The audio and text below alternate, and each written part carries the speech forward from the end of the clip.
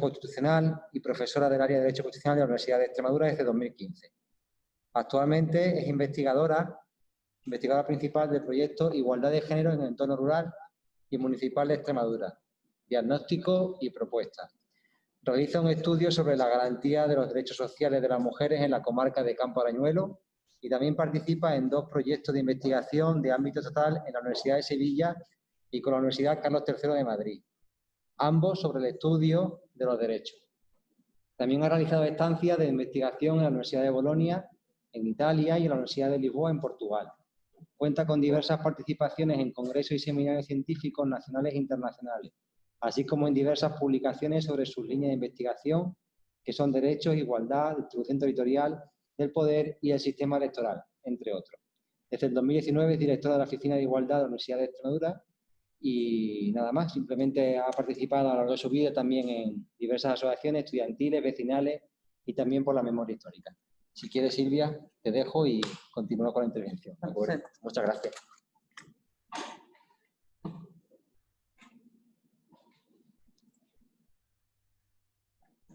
Vale, yo funciono... ¿Puedo compartir la pantalla entonces? Bueno, buenas tardes con estas cosas novedosas. En primer lugar, agradecer al Ayuntamiento de Cáceres la invitación a participar en estas jornadas, agradecer al concejal de participación su presentación, que parece muy pomposa. Pero bueno, vamos a hablar un ratito sobre la cuestión que nos ha traído hoy aquí, que bueno, la que me encargaron tratar hoy, que era el tema de la participación política y asociativa de las mujeres, que es sobre todo yo trabajo cuestiones de participación política.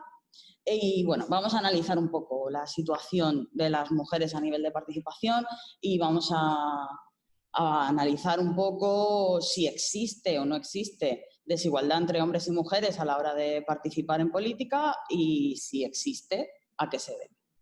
Voy a compartir.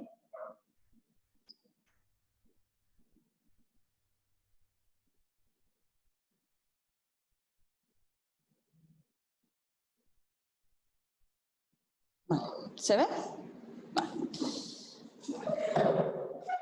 Vale, pues vamos a pasar... Un poco quería hacer una pequeña introducción explicando de qué se va a hablar o cómo he enfocado yo mi participación esta tarde aquí. Por una parte, recordar algunos conceptos básicos, porque sí que es cierto que a lo mejor muchas de las personas que están al otro lado, que están conectadas, ya se conocen estos conceptos básicos, pero a lo mejor hay algunas personas que no, entonces dar algunas pequeñas pinceladas. Y lo que yo vengo a plantear aquí es prácticamente un análisis inicial, es decir, unas líneas a tener en cuenta de cara a profundizar en ellas, de cara a fomentar que se profundice en ellas, porque, bueno, yo personalmente considero que es importante. Es importante tener en cuenta estas líneas para el futuro y para mejorar la situación. Como decía, una de las cosas que estaría bien que llegáramos a algún tipo de conclusión, o al menos inicial, como comentaba, sería si efectivamente existe desigualdad entre hombres y mujeres en la participación política y asociativa. Pero yo planteo una pregunta más, que es a lo que voy a ir tendiendo a lo largo de la intervención, que es si existe una desigualdad entre hombres y mujeres, sobre todo en la representación en los órganos directivos de asociaciones y partidos políticos. Que existe desigualdad, probablemente... Es decir, estos conceptos básicos, el análisis inicial, que existe desigualdad es una conclusión, que es una hipótesis de partida que es bastante evidente, porque existe desigualdad en la sociedad. Entonces, si partimos de una situación de desigualdad en la sociedad, esa desigualdad se proyecta sobre todos los aspectos de la sociedad y la participación política y asociativa, pues también, ¿no? Como reflejo de la sociedad. Pero, bueno, vamos a intentar analizarla un poco profundamente porque sí que es cierto que muchas veces partimos de ideas preconcebidas y para marcarnos una opinión al respecto lo suyo es, bueno, pues analizar las realidades. Voy a partir, esto es de formación profesional, entonces voy a partir haciendo un pequeñito marco constitucional sobre participación política, disculpadme, Voy a ser muy breve e intentaré no ser muy pesada con esto. Pero creo que es importante porque al final, bueno, el sistema, el ordenamiento jurídico se ampara en el paraguas de la Constitución, entonces tener claro qué aspectos sobre participación política regula y reconoce la Constitución creo que es importante como un punto de partida. Entonces, empezamos por el artículo 6. El artículo 6 de la Constitución hace referencia a los partidos políticos, ¿vale? Está en el pórtico de la Constitución, es el 6º artículo. Los partidos políticos tienen una importancia fundamental en el texto constitucional y, bueno, nos dice que son instrumentos para la participación política, que expresan el pluralismo político, tienen funciones democráticas básicas. Pero lo que también nos dice este artículo es que su estructura interna y su funcionamiento deberán ser democráticos. Claro, y aquí entramos en el plano de la interpretación. ¿Qué entendemos por democrático? ¿Qué entenderíamos porque un partido tenga un funcionamiento democrático? Evidentemente, como punto de partida y como elemento mínimo en el que todas y todos podríamos estar de acuerdo, es que para ser democrático necesariamente debe ser justo y debe ser igualitario, ¿vale? Por lo tanto, esto respecto de este primer artículo. El artículo 9.2 de la Constitución es un artículo básico cada vez que hablamos de la igualdad. El artículo 9.2 es un mandato a los poderes públicos, es un mandato, lo que llamamos cláusula de igualdad material, es un mandato a los poderes públicos, como dice el propio artículo, para promover las condiciones para la libertad y la igualdad, remover los obstáculos que impiden su plenitud y facilitar la participación de la ciudadanía en la vida política. La Constitución dice todos los ciudadanos, pero sabemos que lo del lenguaje inclusivo no es su fuerte. Pero sí que es importante este artículo porque este artículo es un mandato directo a los poderes públicos en el sentido de, oigan, si existe una situación de desigualdad, tienen que establecer las condiciones necesarias para que desaparezca y remover esos obstáculos. Claro, tenemos que partir de saber si estamos considerando que una situación es desigual o no lo es. El artículo 23, artículo por excelencia sobre participación política. Los ciudadanos tienen el derecho a participar en los asuntos públicos directamente por medio de representantes elegidos en las elecciones. ¿Vale? Este artículo 23, además, tiene una importancia básica y es que está localizado entre los derechos fundamentales. Los derechos fundamentales tienen unos niveles de protección y garantía especiales y, claro, tendremos que analizar si efectivamente se produce algún tipo de incumplimiento sobre esto. El artículo 48, los poderes públicos promoverán las condiciones para la participación libre y eficaz de la juventud en el desarrollo político, social, económico y cultural. Volvemos de nuevo a los mandatos a los poderes públicos. Este es un principio rector y también lanza un mandato a los poderes públicos de cara a facilitar la participación. Bueno, una vez visto este marco constitucional sobre participación, que serían unas pequeñas pinceladas que por supuesto podríamos dedicarle muchísimo más tiempo y no lo vamos a hacer, así que todo el mundo tranquilo. Pero sí que creo que es importante que antes de pasar a hablar de la igualdad y la desigualdad, hagamos una pequeña pincelada sobre qué se entiende por igualdad constitucional, qué es la igualdad constitucional. Para eso he traído dos pequeños fragmentos de sentencias del Tribunal Constitucional. En una de ellas nos dice que la igualdad que establece la Constitución significa que a supuestos de hecho iguales deben serle aplicadas unas consecuencias jurídicas que sean iguales. Esto es evidente.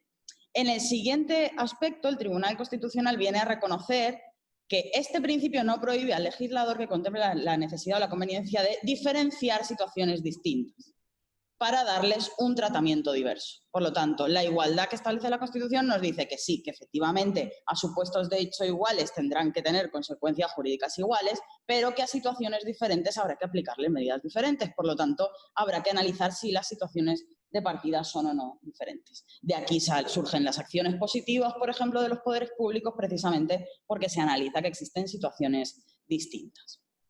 Bueno, estos conceptos básicos de los que yo hablaba antes, por supuesto que como lo que me ha tocado hacer a mí no es aquí un análisis de conceptos feministas ni muchísimo menos, pero como decía, creo que sí es importante que partamos de algunas consideraciones previas para quienes no estén muy familiarizados con el lenguaje. Por una parte, el feminismo, ¿no? A mí, cuando hay gente, cuando interactúas con el público, siempre me gusta preguntar que quién es feminista, ¿no? O sea, quién es machista. Yo soy machista, todos somos machistas. Nos hemos criado en una sociedad patriarcal y hemos socializado de una manera en la que todos y todas somos machistas. La movida va de darse cuenta y de intentar cambiarlo.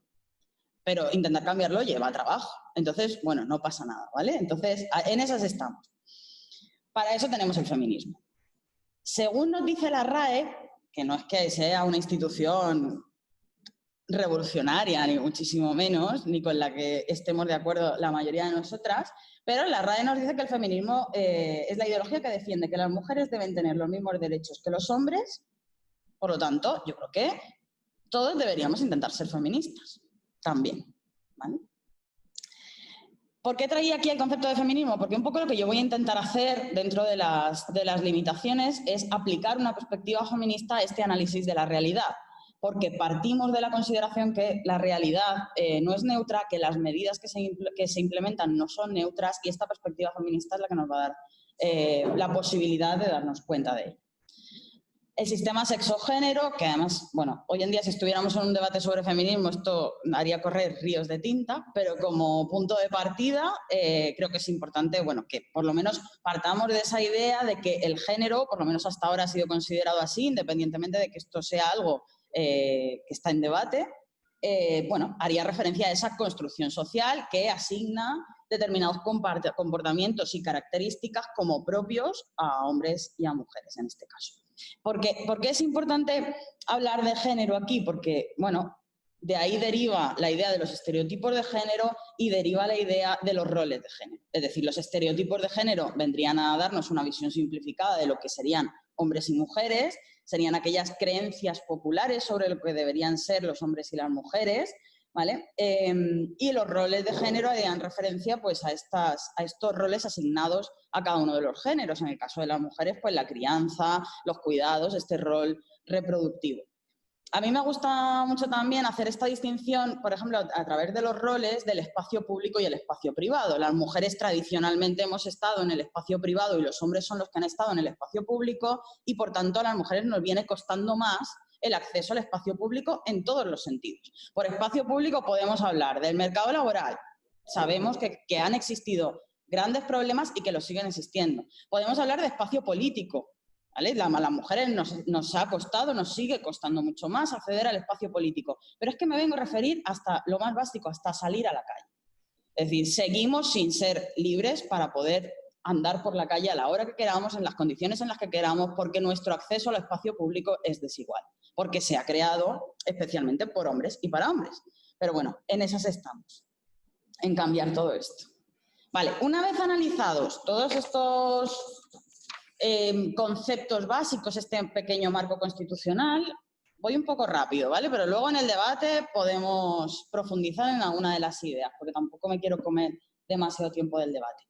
Quería traer aquí algunos datos sobre participación, porque sí que es cierto, hablaba antes de los estereotipos. Muchas veces nosotras mismas cuando analizamos determinadas situaciones partimos también de determinados estereotipos, ¿no? Nos pasa, ha comentado David antes que estamos llevando un proyecto de investigación sobre entorno rural. Muchas veces yo me descubro con estereotipos en torno a las realidades del entorno rural, pero nos pasa en general con cualquier tipo de discriminación existente en la sociedad.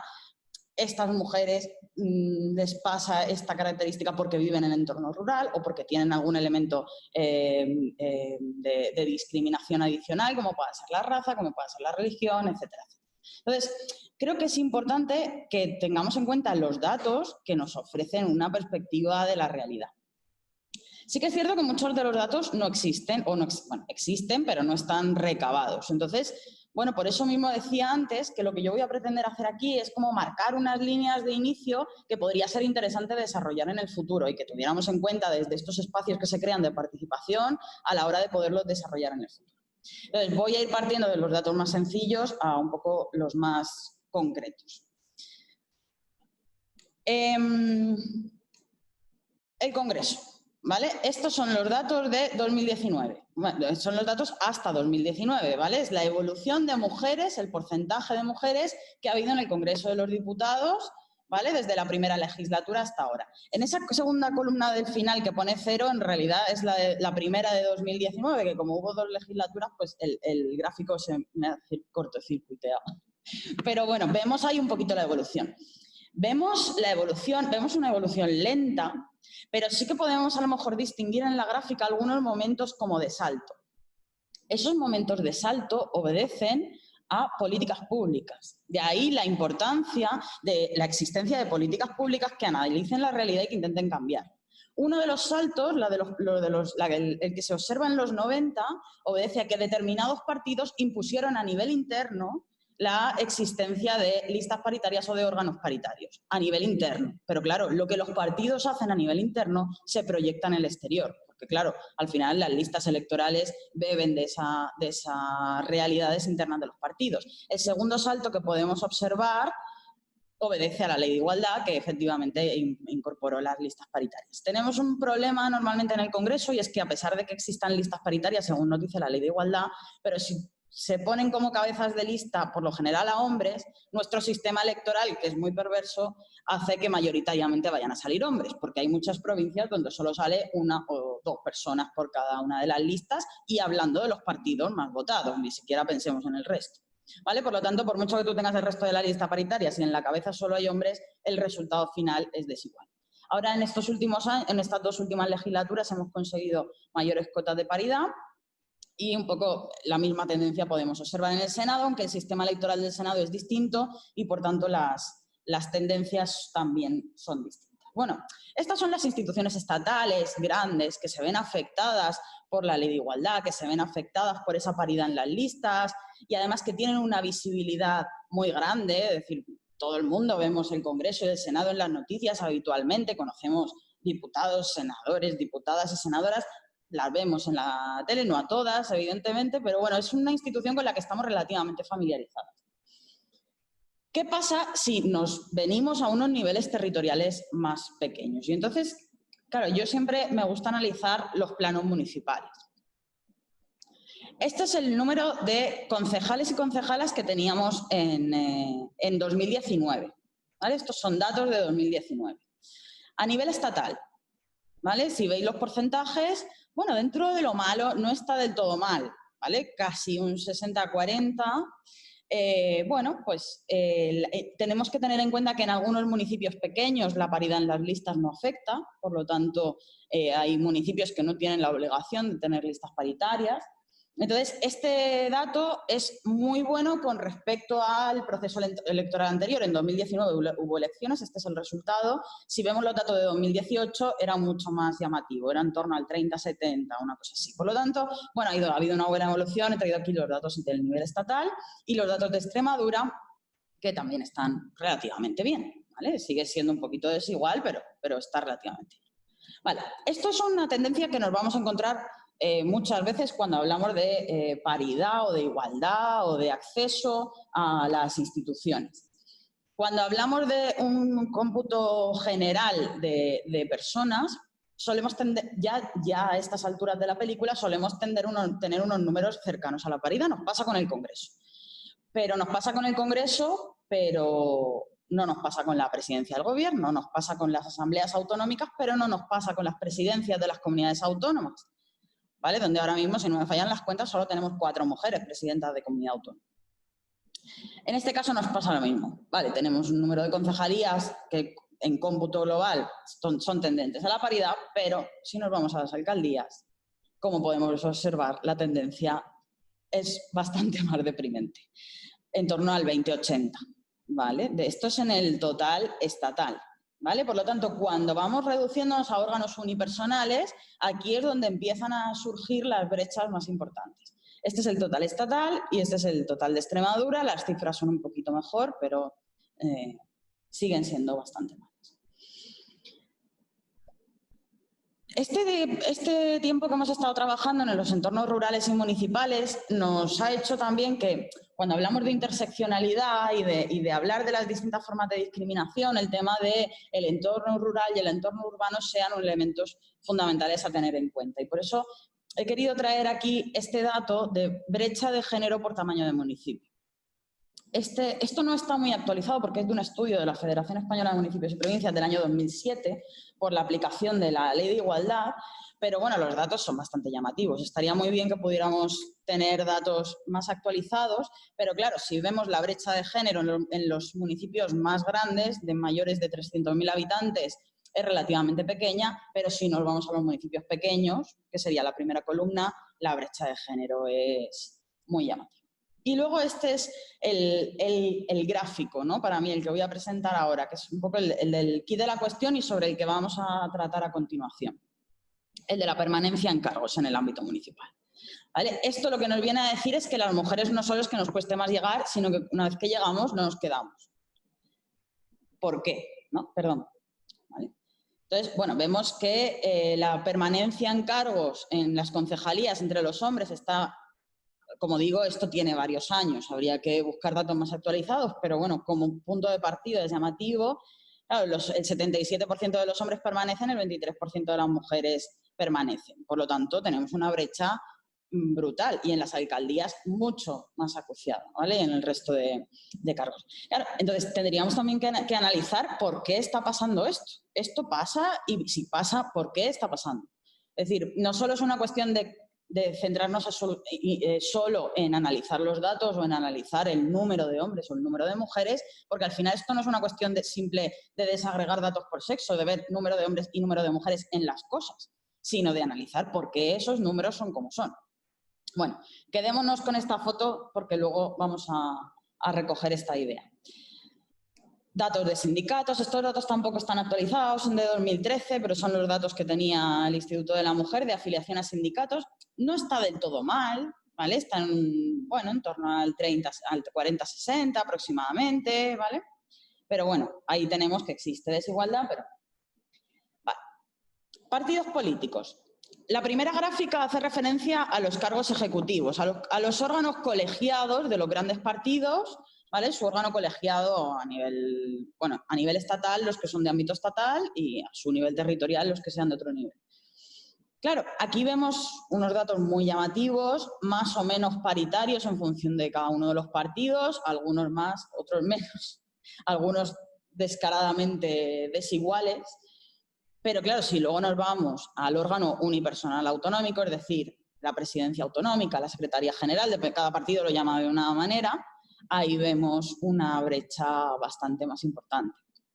Estos datos son de 2019, por lo tanto puede ser que hayan cambiado este último año, pero bueno, nos hace ver un poco lo que comentábamos, ¿no? Que si bien los datos cuando estamos hablando de órganos colegiados, cuando hablamos del Congreso, cuando hablamos del Pleno municipal, ahí tendemos un poco a datos paritarios, pero cuando nos vamos a los órganos unipersonales es cuando las mujeres nos vamos quedando por el camino.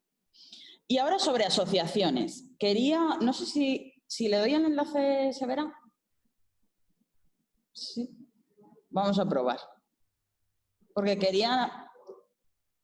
A ver si podíais ver estos datos. No se ve, ¿no?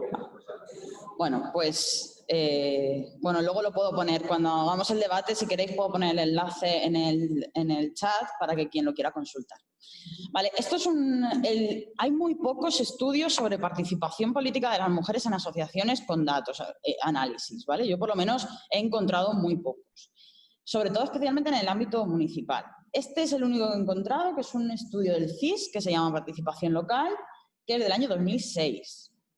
Entonces, bueno, me llamaban la atención los datos porque sobre la pregunta si se pertenece o se ha pertenecido en el pasado a alguna asociación del municipio, bueno, vemos que la diferencia entre hombres y mujeres no es demasiado amplia, ¿vale? Si os dais cuenta en las columnas está la columna de hombres, la de mujeres, el total, la azul clarita son los que han dicho que sí, la azul más oscura son los que han dicho que no. Hay diferencias, ¿vale? Se ve una ligera diferencia de participación entre hombres y mujeres, pero es bastante ligera, ¿vale? Por lo tanto, bueno, parece que no vemos demasiadas diferencias. Si pudiéramos abrir este enlace que os comentaba, en ese enlace lo que yo os quería enseñar es, en esa pregunta 24, preguntan por tipo de asociación, cultural, deportiva, etc. Y tampoco se observan unas diferencias sustanciales en cuanto a si se ha participado o no se ha participado alguna vez en ese tipo de asociaciones. No se ven unos porcentajes claros, no nos pasa como con el caso de las alcaldías, ¿no? Que veíamos un 20-80, ¿no? Que nos llama la atención. Por seguir concretando un poco más a lo más nuestro,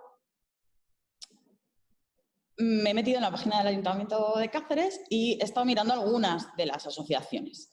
No todas, porque es ingente la cantidad de asociaciones que hay, pero sí que he podido hacerlo con las asociaciones de vecinos y con las asociaciones juveniles. O lo que viene catalogado como asociaciones juveniles, que muchas de ellas a lo mejor no son técnicamente juveniles, pero según la catalogación que se hace ahí.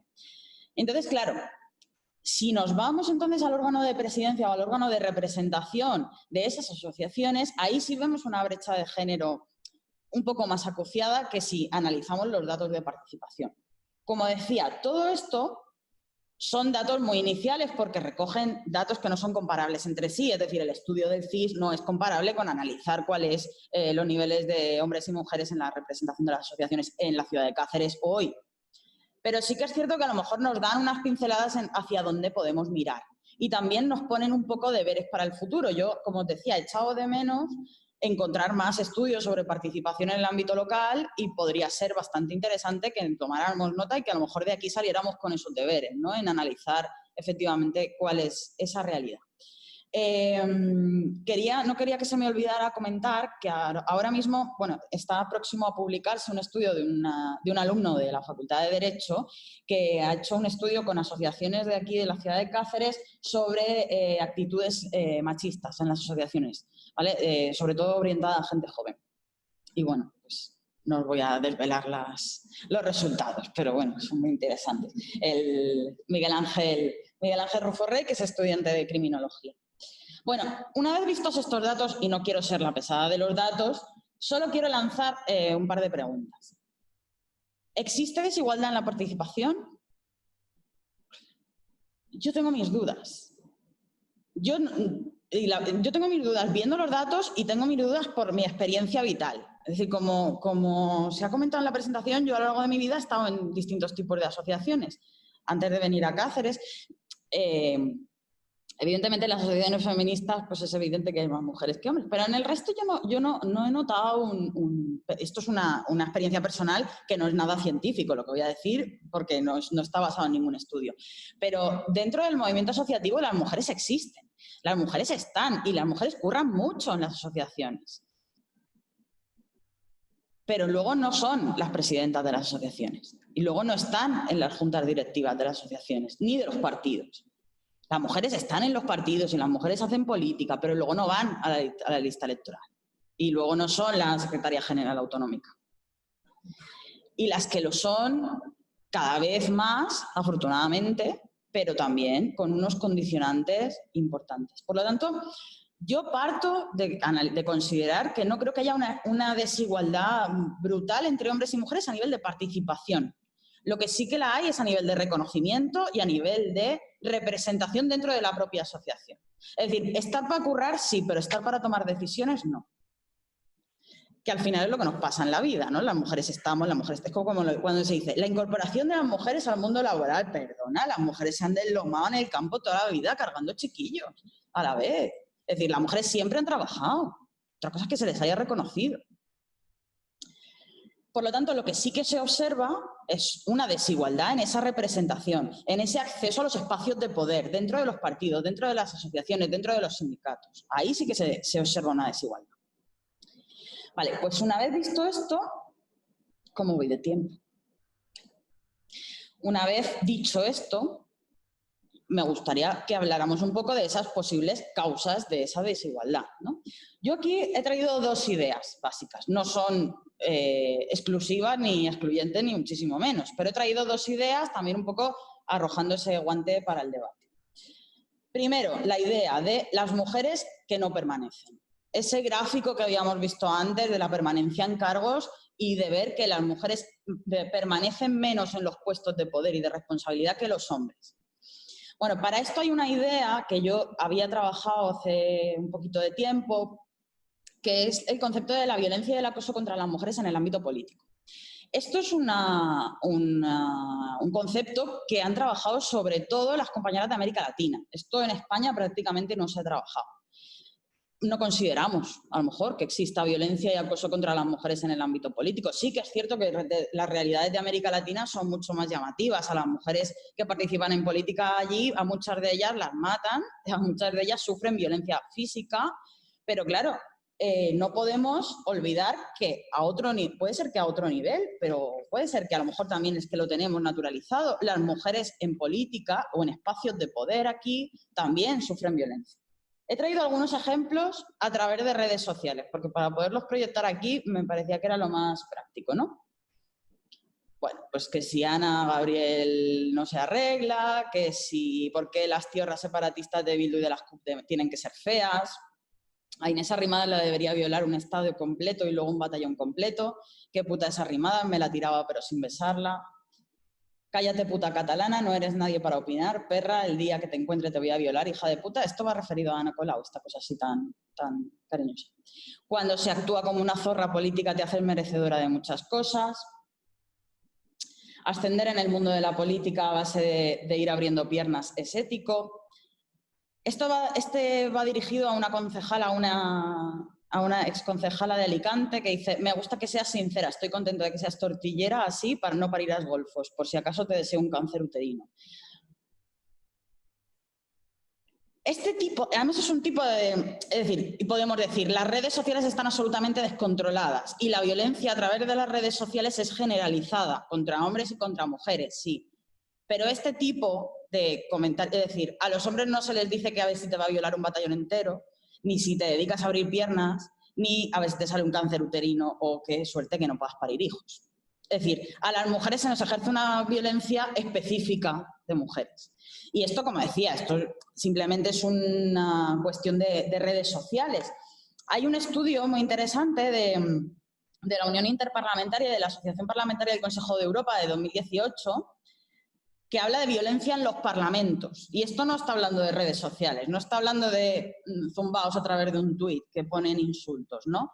Los datos que arroja este estudio está hecho con parlamentarias de parlamentos europeos, además, y trabajadoras de esos parlamentos. Los datos que nos arroja son, en cuanto a niveles de distintos tipos de violencia: violencia psicológica, un 85,20%. Comentarios sobre su físico, un 67,90%.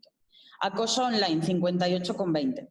Amenazas, 46,9%. Violencia sexual, 24,7%. Violencia física, 14,8%. Y estamos hablando de un contexto de parlamentos, donde se supone que todo el mundo sabe comportarse, ¿no? Y esto es un estudio que se ha hecho a través de organismos oficiales a nivel europeo. Luego también, por si queréis bichearla por ahí, hay una página del Me Too European Parliament que han hecho las parlamentarias y trabajadoras del Parlamento Europeo, también contando experiencias de situaciones de acoso y violencia que han vivido en el propio Parlamento Europeo. Vale. Una vez dicho estos ejemplos, que luego en el debate podemos completar o podemos comentar, este concepto de acoso o violencia en muchas ocasiones, si lo buscáis, se encontrará como acoso o violencia política contra las mujeres. Yo prefiero llamarle acoso o violencia contra las mujeres en el ámbito político. Creo que hace mejor referencia al concepto, porque cuando hablamos de violencia política puede ser que hagamos referencia a una violencia premeditada del Estado. Esto sí obedece a una situación de desigualdad existente, obedece al patriarcado, pero no es una política pública así planificada, ¿no? Entonces sería en el ámbito político. Varias definiciones. Quienes primero empezaron a hablar de esto directamente la definieron como aquella táctica para impedir la participación política de las mujeres. Claro y sencillo. Hay muchas más. La Ley Modelo Interamericana de Violencia contra las Mujeres en el ámbito político habla de toda manifestación de violencia en el ámbito político dirigida contra las mujeres por el hecho de serlo o que afecta a las mujeres desproporcionadamente, cuyo objetivo o resultado es impedir total o parcialmente a las mujeres a gozar de sus derechos políticos. Así, esta violencia se produce por el hecho de ser mujer y participar en el espacio público y político, teniendo presente que no es el espacio físico donde se realiza la violencia el que la define, sino las relaciones de poder que se producen en ese espacio. La definición es buenísima, ¿vale? Es decir, no es una cuestión de que se tenga que producir en un parlamento, en un ayuntamiento, en una asociación, sino las relaciones de poder que se producen en ese espacio. Entonces, si vemos que la situación es desigual en cuanto a los espacios de poder dentro de esa participación, esas relaciones desiguales se van a seguir dando. declaración sobre violencia y acoso político contra las mujeres. En este caso, por ejemplo, destacaría el final, ¿vale? Dice que este tipo de violencia impide que se les reconozca como sujetos políticos y desalientan en el ejercicio y continuación de las carreras políticas de muchas mujeres. Es decir, desalientan. Y volvemos a esa idea de la permanencia en cargos, de las mujeres que no permanecen en cargos, ¿no? Y muchas veces, bueno, hemos visto ejemplos en la tele, en los plenos, ¿no? Porque a mí me llama mucho la atención que a lo mejor estos tuits que hemos visto que hacen referencia a Inés Arrimadas, a Ada Colau, a gente que es mediática, que es conocida y que esto se va a saber, se va a conocer porque, bueno, tiene mucha repercusión en redes, en medios de comunicación, pero ¿y la concejala del pueblo al que su compañero en un pleno le dice tú vete a fregar? Que eso ha pasado hace 4 días. ¿Vale? O la del concejal que dice que la alcaldesa tendría que estar fregando escaleras. Que no tiene nada de malo fregar escaleras, pero es que además es otro estereotipo de género que se asigna a la hora de proferir ese tipo de insultos, ¿no? Entonces, bueno, este sería uno de los objetivos de este tipo específico de violencia, ese desaliento, ese dejar de participar políticamente, ¿vale? Y además reconoce esta declaración sobre violencia y acoso político contra las mujeres que puede producirse tanto en instituciones como en recintos de votación, como en el seno de los partidos, como en las organizaciones sociales, en los sindicatos y a través de los medios de comunicación. Por eso cabe una gran cantidad de prácticas alrededor de este concepto, ¿vale? Bueno, discriminación en la confección de las listas, ¿vale? Lo que decíamos antes, sí, la ley nos obliga a tener listas paritarias, pero en los tramos de 5, por lo tanto tú puedes poner los 3 primeros hombres y sabes que no van a salir. Candidaturas de mujeres en los distritos perdedores, por ejemplo, aquí nos pasa, tenemos algunas circunscripciones donde determinados partidos saben que no tienen ninguna posibilidad de sacar diputados y senadores, ¿no? Datos falsos de identidad o sexo en el registro electoral, amenazas, desigualdad en los tiempos medios de comunicación, ¿vale? Las mujeres se les asigna menos tiempo, obstáculos varios, menos presupuesto en el ejercicio de sus funciones, difamación, acoso, insultos, calumnias, violencia sexual, tocamientos, dominación económica. Bueno, asesinato sería el último, que esto, por ejemplo, en América Latina sí lo sufre. De hecho, todo esto surge a raíz del asesinato de una concejala en Bolivia. Ahora lo comentaremos. Entonces, bueno, es interesante la multiplicidad de espacios y de acciones que pueden ser, pero sobre todo hace referencia a ese tipo de violencia indirecta y estructural. Lo de estructural yo creo que es la base. La desigualdad es estructural y la violencia también puede serlo. Concretamente a través de actitudes de hostilidad, no tener en cuenta, no escuchar, no tener en cuenta las opiniones, etcétera, ¿no? Bueno, determinadas investigaciones hablan de ataques con el propio acceso al espacio político, no dejar directamente acceder físicamente a las mujeres a los espacios políticos y echarles en cara ese acceso a los espacios políticos y ese acceso a los espacios de poder por esos roles de género tradicionales. Se examina la vida privada de las mujeres, si están casadas, si no están casadas, si tienen hijos, cómo estarán tus hijos, a ver quién les estará criando los hijos a esta. ¿Vale? La descalificación de las capacidades, si tú lo que tendrías que estar haciendo es cambio de pañales, este tipo de cosas, ¿no? Entonces, bueno, son una multiplicidad de prácticas. Simplemente como reconocimiento, no me quiero extender mucho, pero sí que es cierto que, como decía, es un concepto novedoso que aquí en Europa no se ha trabajado mucho y en España tampoco.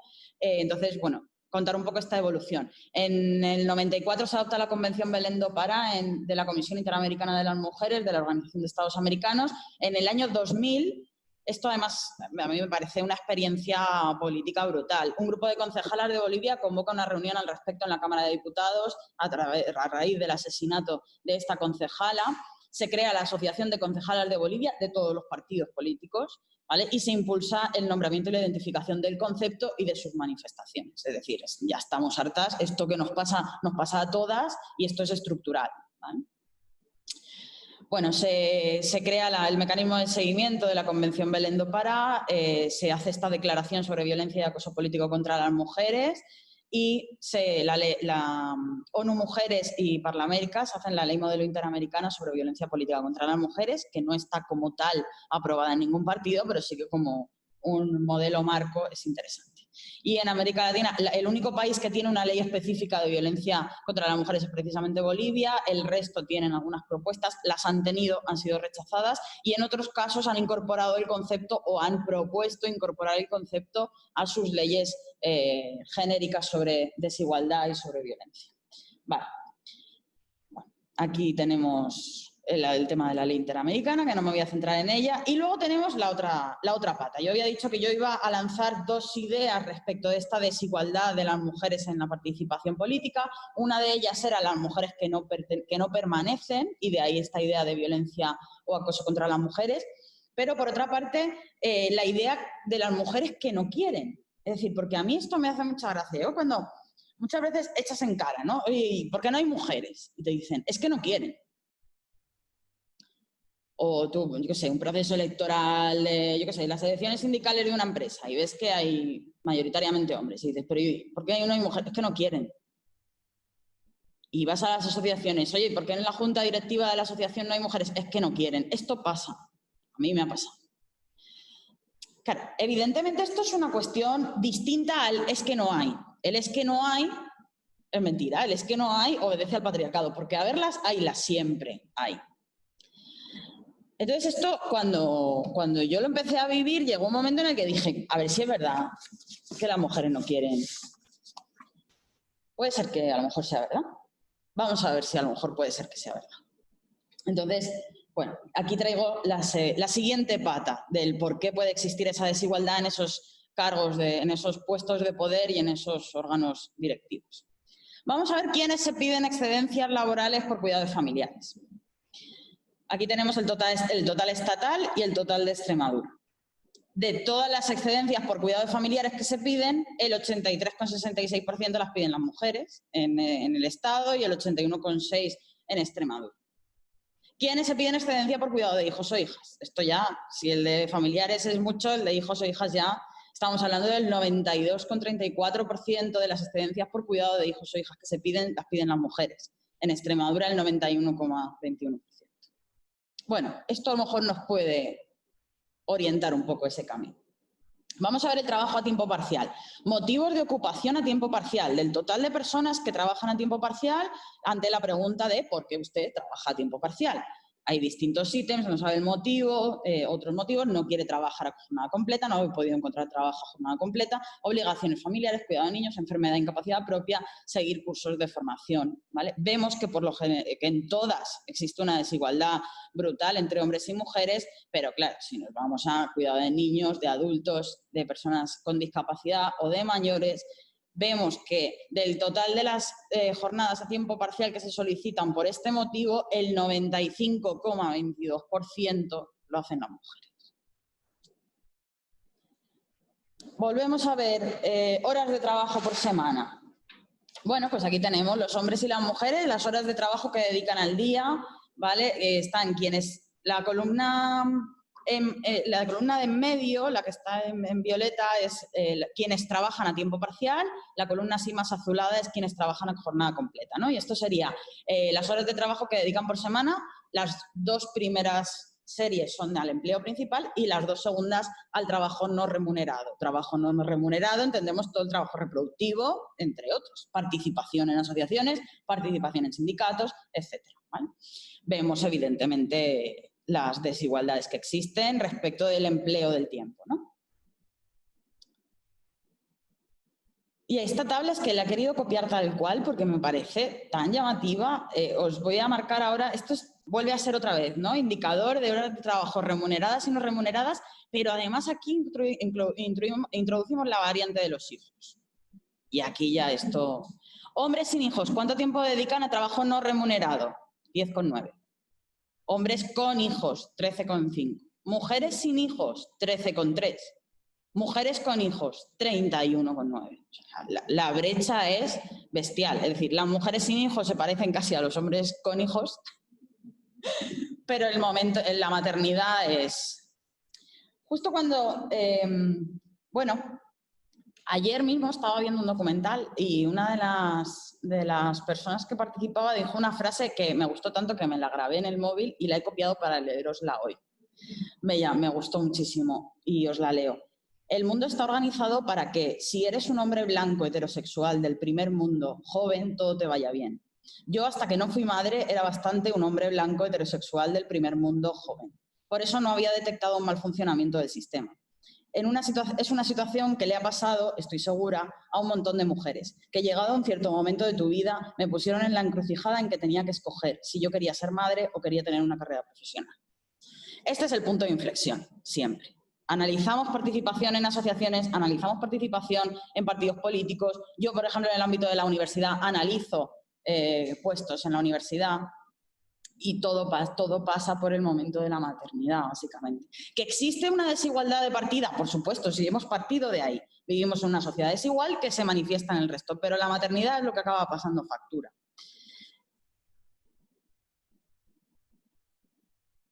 Usos del tiempo. Hombres y mujeres, tiempo que dedican, ¿vale?, al hogar y la familia. ¿Por qué esto es importante? ¿Por qué se hace hincapié en esto? Por una parte, porque evidentemente si una persona, como hemos dicho antes, se pide una excedencia por cuidado de hijos o tiene un trabajo a tiempo parcial para cuidar de hijos e hijas, claro, su posibilidad de participar en otros espacios es más limitada. Pero claro, esto, vamos a olvidarnos de eso, vamos a olvidarnos del tema de las excedencias, del tema del trabajo a tiempo parcial. Vamos a ver qué horas se dedican al hogar y a la familia por hombres y mujeres. Vemos una diferencia de 2 horas en esto. Esas 2 horas son 2 horas más que de media los hombres tienen para dedicar a las asociaciones, a los sindicatos, a los partidos, a la investigación, a su carrera profesional. Porque son 2 horas que no están dedicando a otras cosas que nosotras sí nos dedicamos. ¿Vale? Esto respecto de usos del tiempo. Vale. Ya, por ir terminando, que ya se me echa el tiempo encima. ¿Qué hacer? Yo he apuntado aquí solo 2 cosas que, como decía, en el debate podemos sacar algunas más, pero a nivel de conclusiones. La exigencia de la paridad. La exigencia de la paridad es necesaria, ¿vale? Claro, por lo que decía antes, no es lo mismo que te digan es que las mujeres no quieren estar en estos espacios de poder a que te digan es que no hay mujeres, porque sí hay. Si entráis en la web de la Universidad de Extremadura, dentro de la Oficina para la Igualdad hay un directorio de expertas. De cualquier tema que os podáis imaginar, técnico, científico, es decir, no me pueden decir que a una mesa de debate no hay mujeres porque no hay expertas sobre eso, porque las hay, siempre, solo hay que buscarlas. Y en el momento en el que se obliga, se encuentran. Qué casualidad que no había mujeres hasta que te obliga a tener una mesa paritaria. Y ahí han aparecido, chicos, qué cosas. ¿Vale? Entonces, el decir es que no hay obedece al patriarcado y a las relaciones patriarcales también que se establecen entre los hombres, que se dan también esos espacios de poder y de visibilidad entre ellos. Esto es evidente, ¿vale? Pero sí que es cierto que cuando se exige paridad, es decir, si yo digo, vale, pues a nivel de esto nos pasa, ¿no?, en la universidad, se dan más puntos a proyectos de investigación liderados por mujeres y aún así tenemos una brecha del 30-70. ¿Por qué? Si se dan más puntos. Porque las mujeres no pueden. Y es que da igual que tú den más puntos, van a seguir sin poder. Y cuando pueden, es decir, tú dices, vale, gobierno paritario. Vamos a analizar de qué perfil estamos hablando. Junta directiva paritaria, obligatoriamente.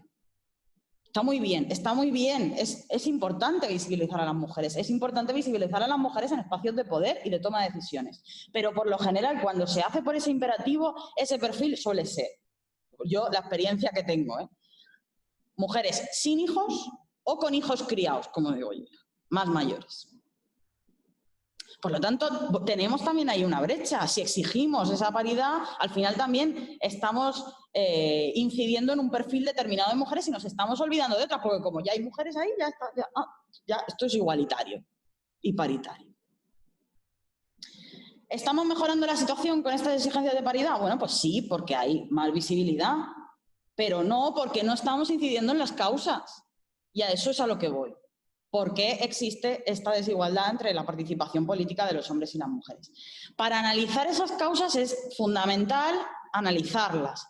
Y para analizarlas es fundamental la investigación. Es fundamental que se analicen situaciones concretas, que se les pregunte a las mujeres, que se analice a qué horario se hacen las reuniones de la junta directiva de esta asociación. ¿Se ponen ludotecas cuando se hacen actividades en esta asociación? Porque a lo mejor esto sería mucho más útil que exigir paridad en la junta directiva. Digo yo, a lo mejor, no sé. si hiciéramos un estudio al respecto, a lo mejor podríamos hablar con mayor propiedad, pero yo llego a estas conclusiones. Y, por supuesto, eso, que las propuestas sean las que inciden en esas causas de desigualdad. Hay que identificar esas causas de desigualdad para poder establecer las medidas correctoras necesarias. Y nada, yo como decía, ya terminé. No sé si me he pasado del tiempo. Casi. Bueno, pues nada, simplemente agradecer que me hayáis aguantado la chapa que os he soltado y bueno, que espero a ver si nos da tiempo a hacer un poquito de debate y a que lo podamos comentar. Voy.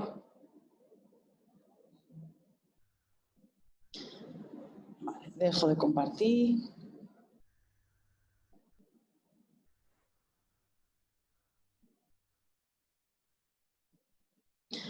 Vale, que entiendo que es una opinión personal lo que hay en el chat, no una pregunta en sí. No sé si alguien quiere hacer alguna pregunta a través del chat o no sé si podéis a través de la propia cámara y micro. O que, yo que sé, algún aporte, cosas que me haya dejado en el tintero, que seguro que han sido muchas, alguna idea.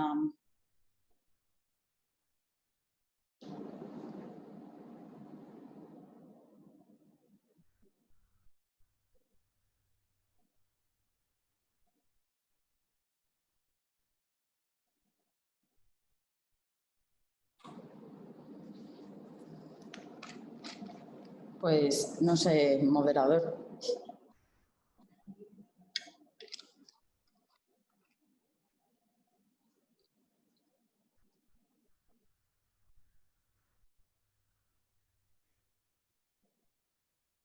¿Estoy de acuerdo o no estoy de acuerdo? Vuestras experiencias personales en las asociaciones, en los partidos, en los, no sé, un poco... Enhorabuena, Silvia, sobre todo porque pone sobre la mesa la desigualdad existente en estos ámbitos que nos tratamos día a día. Yo no me resisto a preguntarte por medidas concretas que podrían implementarse para fomentar esa participación política de las mujeres, para cuando ya están en política que permanezcan en esos cargos de responsabilidad, más visibilidad. Así que creo que nos falta, como a nivel normativo de regulación, o ya incluso de posición plena de medidas concretas que puedan funcionar o hayan funcionado en otros estados, luego propuestas sobre la mesa. Bueno, pues las propuestas al final, las políticas públicas se desarrollan también un poco con ensayo-error, ¿no? Y por eso yo hago tanto hincapié en el tema de tener datos y en hacer investigaciones al respecto, que no caigamos nosotras mismas en el estereotipo. Y entonces me parece fundamental que sepamos identificar la realidad. Yo, por ejemplo, he propuesto algunas que a nivel de asociaciones yo creo que podrían ser útiles. ¿A qué hora se reúnen las asociaciones? Por lo general se reúnen a las 8 o a las 9 cuando la gente sale de trabajar. ¿Y qué hace quien tiene unos niños chicos y los tienen que acostar y darles la cena? Entonces, bueno, pues ¿cómo podemos solucionar esto? No sé, pues se pueden buscar alternativas. Podemos hacer grupos de trabajo distintos, poder variar el horario, que vaya rotando el horario, que vayan rotando los días, que no sé. También va a depender mucho de la realidad de cada una de las asociaciones, el poderse adaptar a que todo el mundo se sienta cómodo a la hora de participar.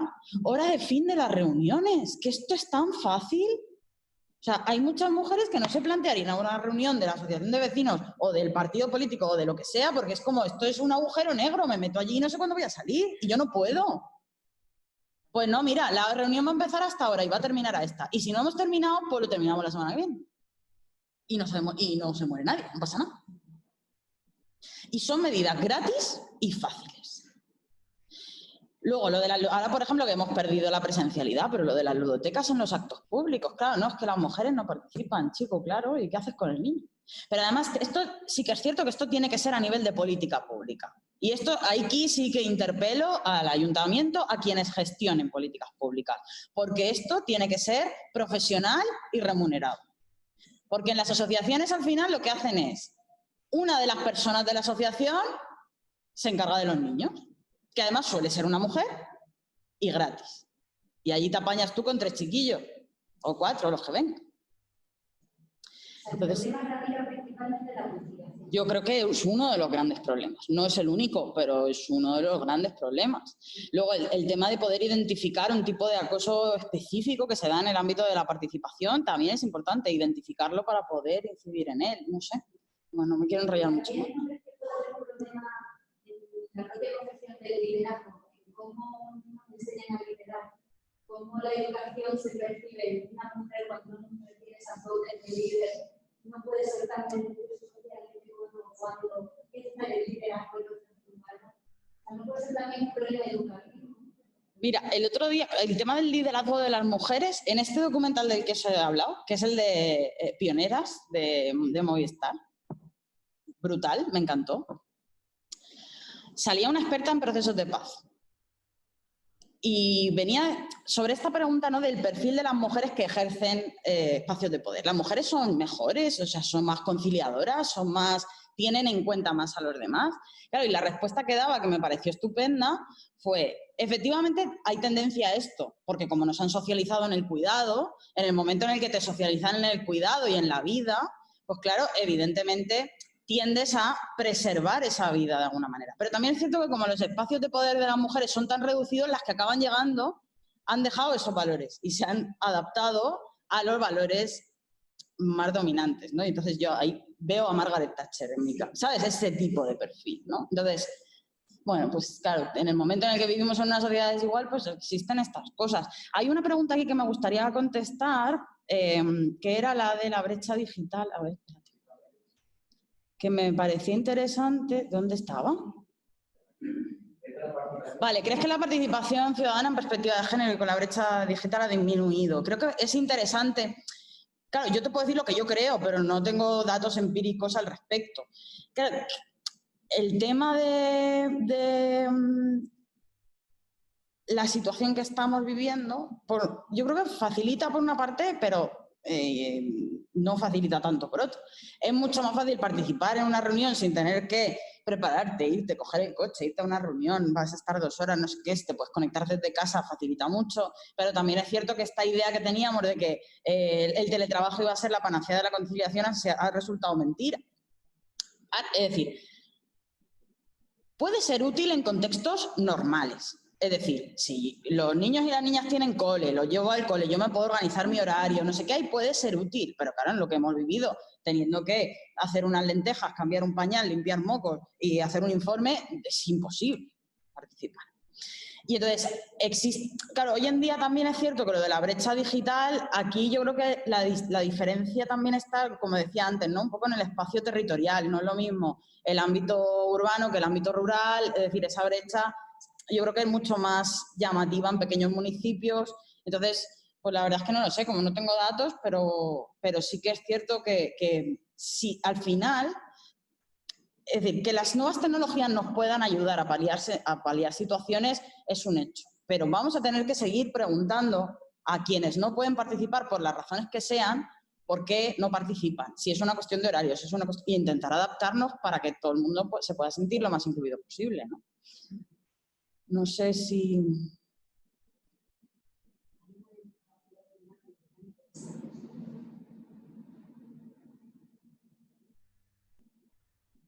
Sí, claro, claro. No, estoy totalmente de acuerdo. Sí que es cierto que a mí... ¿Perdón? Ah, vale, perdón, por si alguien no lo sabe, vale. Que si se reflejaran también datos sobre asociaciones de familiares de personas con discapacidad, se podría ver cómo las mujeres sí cubren muchos puestos en las juntas directivas. Pero creo que es también el aspecto de luchar por los derechos de sus familiares. Claro, sí. A lo mejor me sorprendería, porque, por ejemplo, las asociaciones juveniles, o sea, cuando yo que cogí asociaciones de vecinos y juveniles, y las juveniles precisamente las cogí pensando que iba a haber menos brecha, y resulta que había más brecha en las juveniles que en las de vecinos. No lo sé, lo mismo luego al analizar los datos nos sorprendería. Pero yo creo que también pasa lo mismo que si hablamos de asociaciones de madres y padres, de los coles y tal, yo creo que también. Pero al final, esto no deja de estar marcado por un rol de género. Es un rol de cuidados, es un rol de preocupación de las familias, es un rol, en el caso de los coles, es un rol muy asociado a la crianza, a la educación, y en el caso de las familias de personas con discapacidad pasa un poco lo mismo. Entonces, yo creo a priori que tiene razón, pero tendríamos que analizarlo. Yo creo que eso no sería muy difícil. Vamos, que es lo que yo estuve haciendo contando y apuntándomelo en un papel, pues hacerlo con todas. No sería muy difícil y creo que podría ser interesante para tomarle ese pulso a la situación. Vale.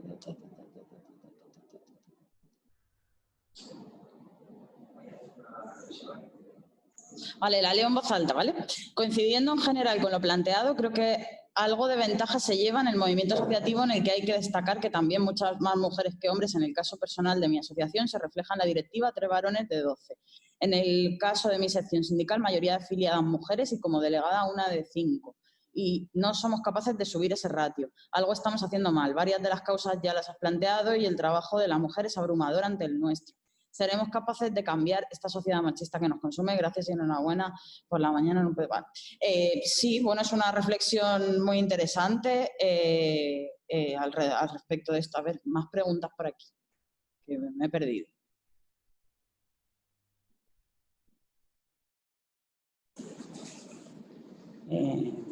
Perdón. Después de este rodillo ideológico de victimización de las mujeres y criminalización de los hombres, ¿hay algo bueno en los hombres heterosexuales? Bueno, yo creo que con la pregunta ya no hace falta, ¿no?, contestar, porque ya está bastante evidente. Bueno, pues como es rodillo ideológico, pues ya está.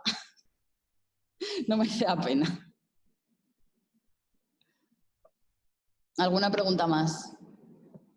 Yo recomiendo de verdad leer cosas. Hay documentales súper interesantes. Yo he hecho algunas pinceladas de conceptos básicos al principio, pues porque entiendo que no todo el mundo sabe de todo, ni se ha leído libros y tal, y por eso quería hacer esas pinceladas. Pero, vamos, cualquiera que quiera, vamos, hay bibliografías de feminismo, de conceptos básicos del feminismo y tal, a cascoporro. Entonces, yo creo que podría ser muy interesante que, bueno, que hiciéramos este esfuerzo colectivo para aprender algunas pinceladas, ¿no? ¿Ya? ¿Que corto? Pues ya está, no, si no hay más preguntas. Bueno, mi correo lo he puesto al final, no sé si lo habéis podido coger. Y si no, bueno, a través de la concejalía, seguro que si alguien tiene alguna duda, quiere contactar conmigo o cualquier cosa, pues yo encantada, ¿vale? Y nada, y a vuestra disposición, si queremos hacer alguna cosita más para fomentar esta investigación y este diagnóstico al que me refería, que podría ser muy interesante y creo que podría ser muy útil para tomar medidas, pues aquí me tenéis. Muchas gracias por vuestra participación, que al final hay un montón de gente, por vuestras preguntas y